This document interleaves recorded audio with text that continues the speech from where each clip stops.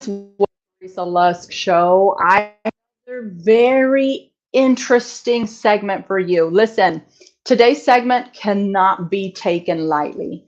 I need you to tune in. I need you to hear what we are about to discuss. Today, I have a that is going to make your jaw drop with her story.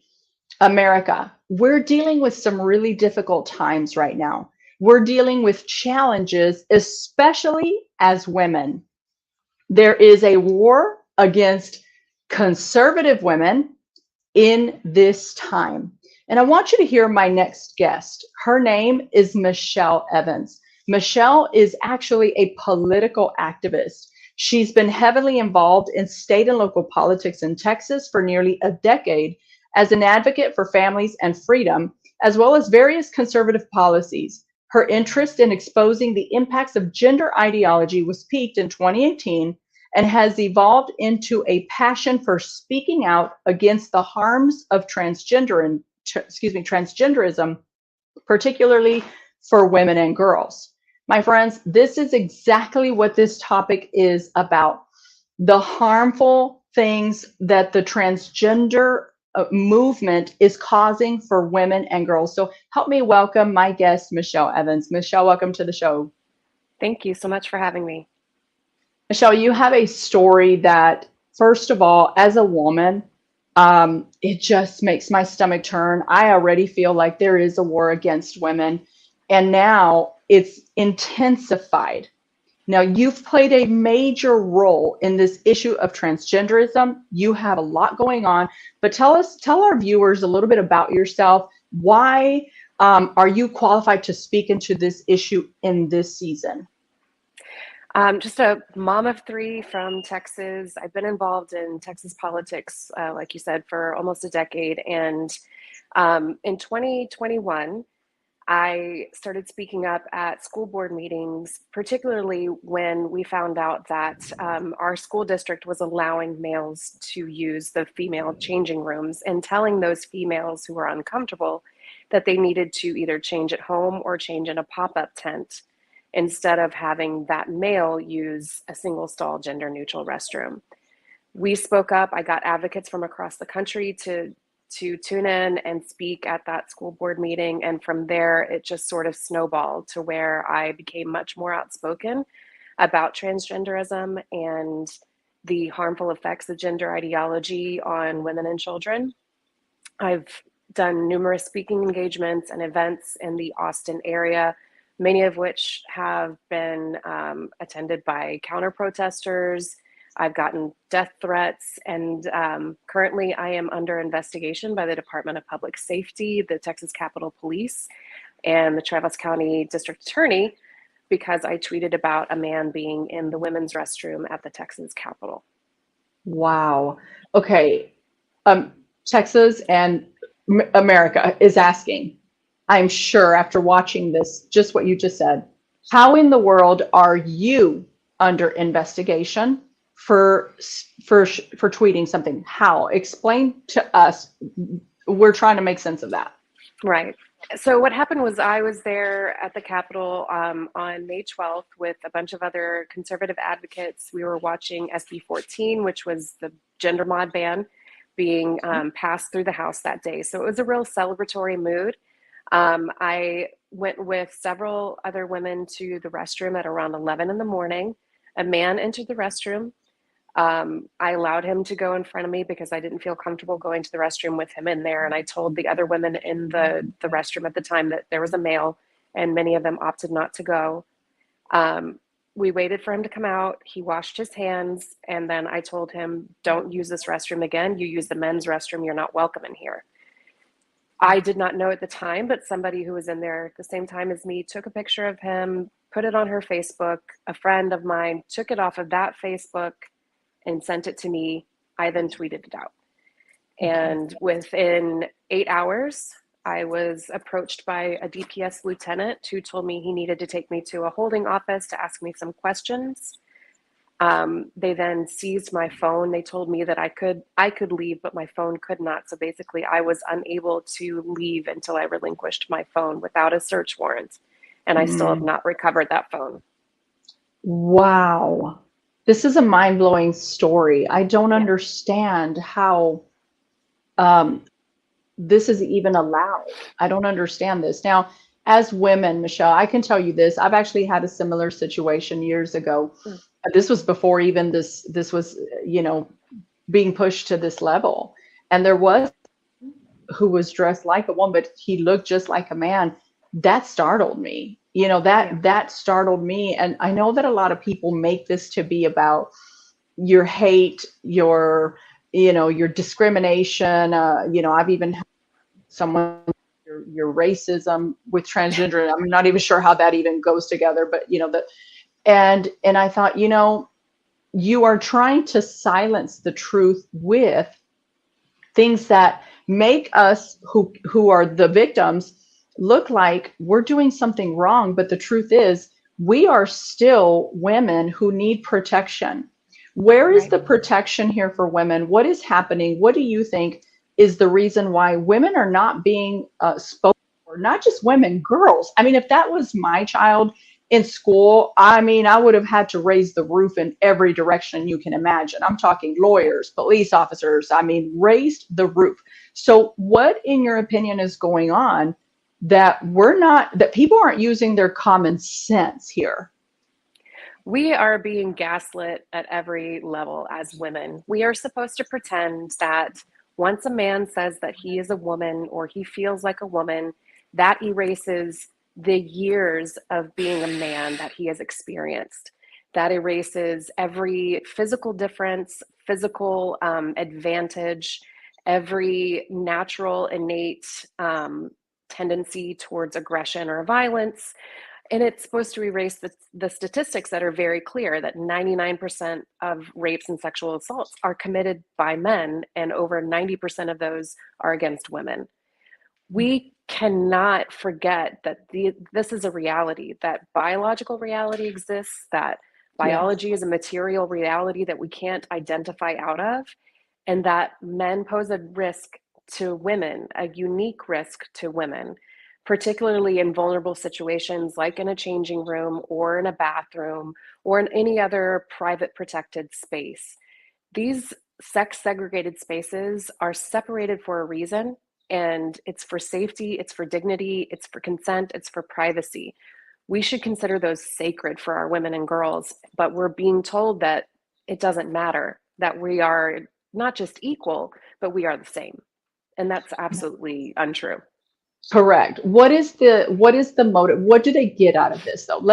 Okay, so obviously everybody's losing their marbles. They're not really Yeah. thinking.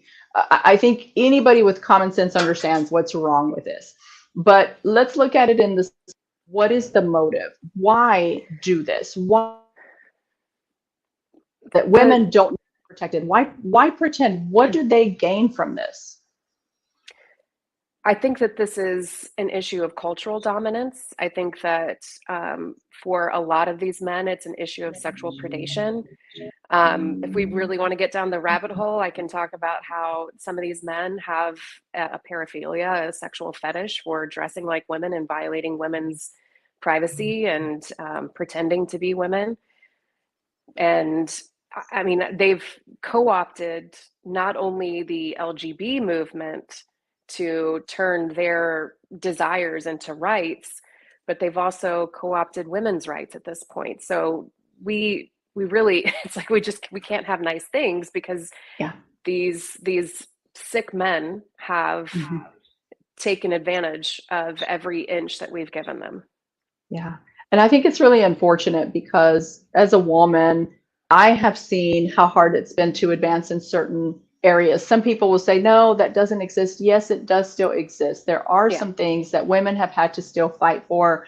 I mean, I remember being in my 20s, Michelle, and enduring all sorts of sexual harassment, all Hmm. sorts. Like there was hardly a day when I wouldn't hear a comment, something. So now we're to the point where respect is something that is necessary and it's part of protecting you as a human being.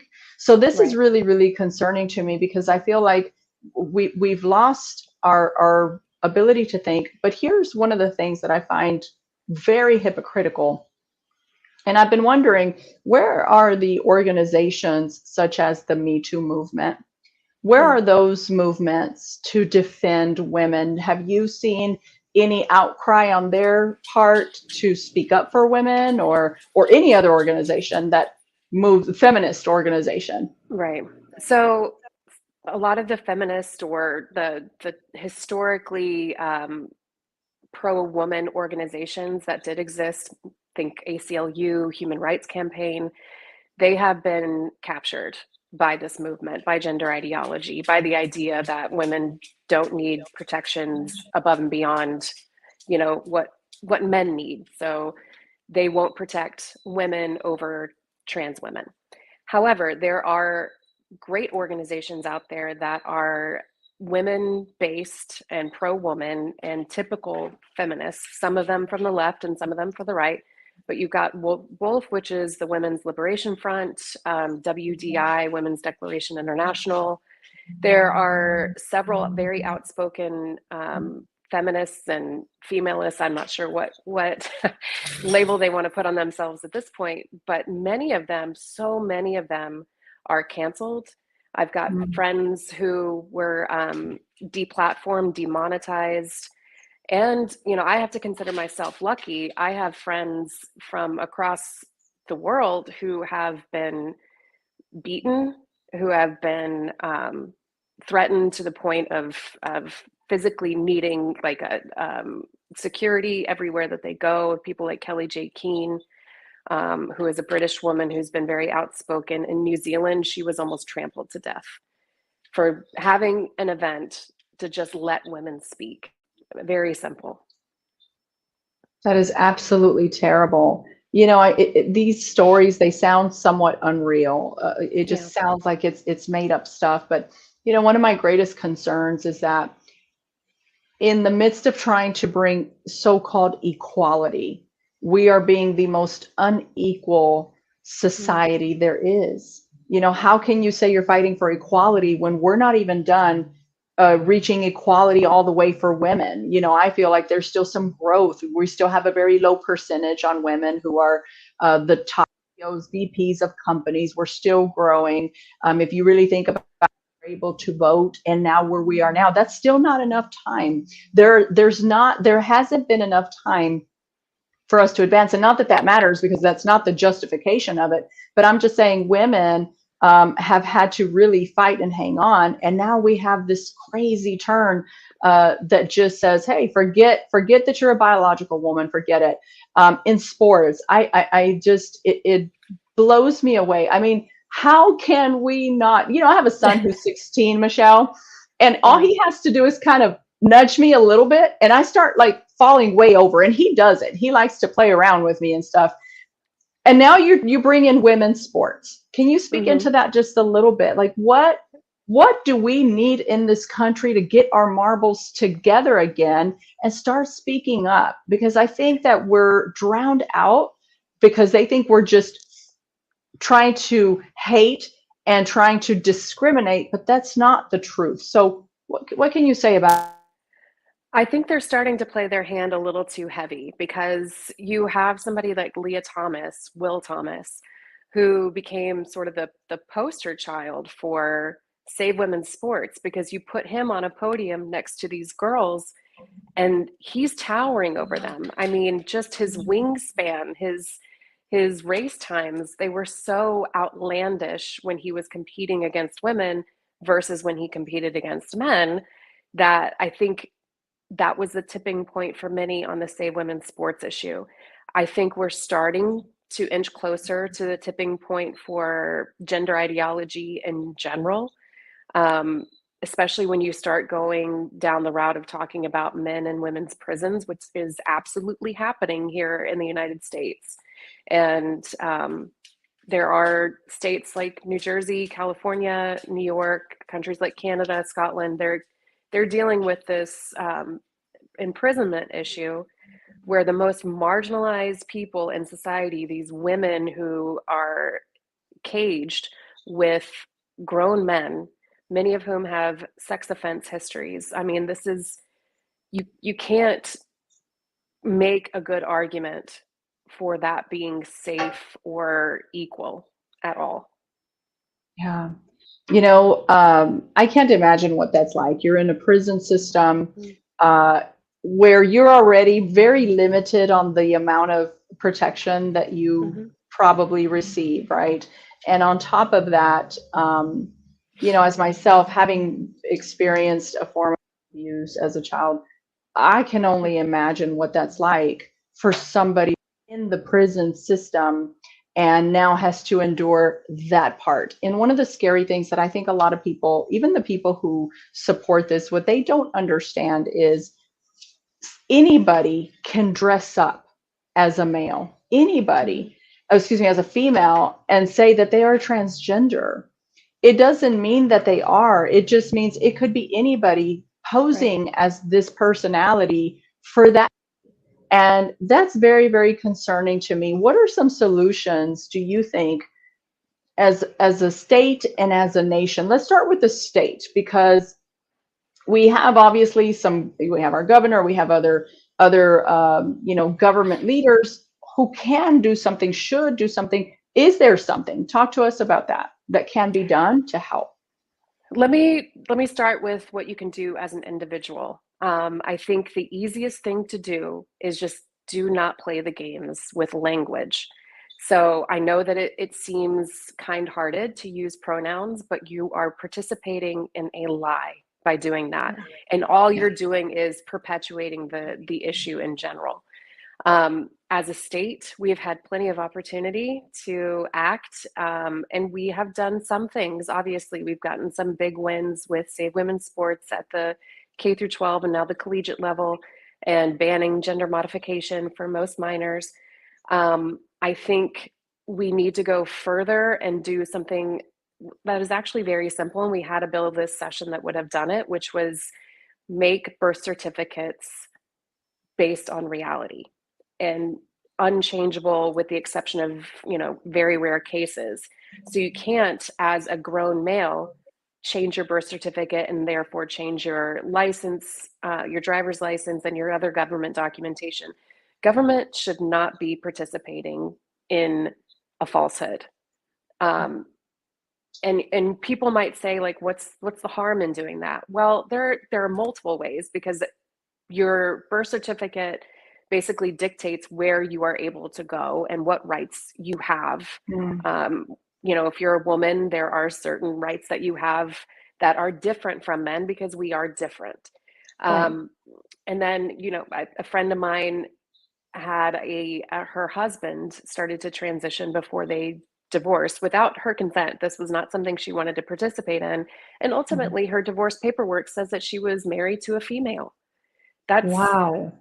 insane that that would happen in the Wow. state of Texas, but it does. So Wow. I think having just the basic, government is based in reality, I think is one of the bigger steps that we can take. Okay. I was interviewing somebody the other day, a young man who's been such a voice for against the woke movement in schools. And one of the things he said is, you don't need the government.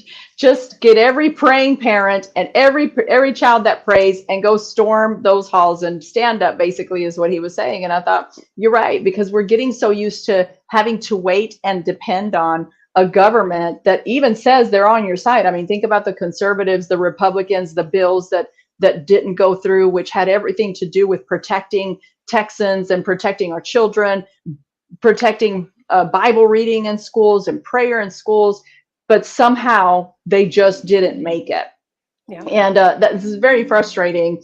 And it lets you know that regardless of which side of the government we're talking about, we're going to have some disappointments there. And I think, it's definitely time to see a shift in this whole, way that the politicians protect each other in the way that they're preserving each other. So, this is very, very disturbing, Michelle. And I hope that we can, as Texans, as Americans, wake up to the reality of what's going on. I think there's a lot of stories, just listening to your story, I think there's a lot of stories that are not being told. They're not being told by the media. What we are being told, kind of a great example is Joe Biden. He just rises up to just celebrate, the transgender movement, and there's a state of emergency for, LGBT transgender, and I'm just going, is anybody awake? Is anybody paying it? Really? A state of emergency? Yeah. Yeah, it blows my mind. And you said something. You said we have to be careful with the vocabulary, and those weren't your exact words, but you're basically talking about the pronouns and respecting that. And I agree. I mean, we are going, we eventually will get to the point. I mean, look at what happened to you. Eventually we'll get to the point where we'll end up in jail if we're not honoring every little wish for this small percentage of people. What do you foresee in the future regarding all of this if we don't get ourselves together? I think we can see based on other countries. You've got in Canada, they have laws that prevent you from misgendering people. I think a father actually spent time in jail in Canada for misgendering his own child. So we try to pretend that these things can't happen here. But I think in the wake of COVID, I think we can pretty much put to rest the idea that it won't happen. All the things that we thought would never happen happened. In England, or in the UK, they have the Gender Recognition Act, which basically means without having to undergo any sort of medical procedures or any official, change, you can be recognized as whatever gender you want to be and determine yourself where you should belong or should go, or what spaces you should be able to enter. I see, in certain countries where they preceded us in these changes, they're starting to walk some of that back, but by then it's so late in the game. Having banned gender modification for minors in Texas was a huge step, but the fact that it was even happening in the first place is a real, that's a horrible mark on our history. Yeah. But we have a president that encourages and enables it. The trans activists that were invited to the White House were proudly showing off their double mastectomy scars. I mean, that should never be something that we should be celebrating. The mutilation of healthy bodies, the internalized misogyny for some of these women who think that there was in fact, there was a woman who testified in favor of gender mod at the House and said, I had to get a mastectomy because I wanted to walk around topless and feel like a man. I don't understand the willingness of medical professionals to encourage this delusion that in order to be happy with yourself, you have to be something that you're completely not. And the idea that we could even change our sex is such a scientific, bold-faced lie, but it makes a lot of money. It does make money. And I think, as I've been saying on a lot of my shows, is that it destroys the fabric of our country.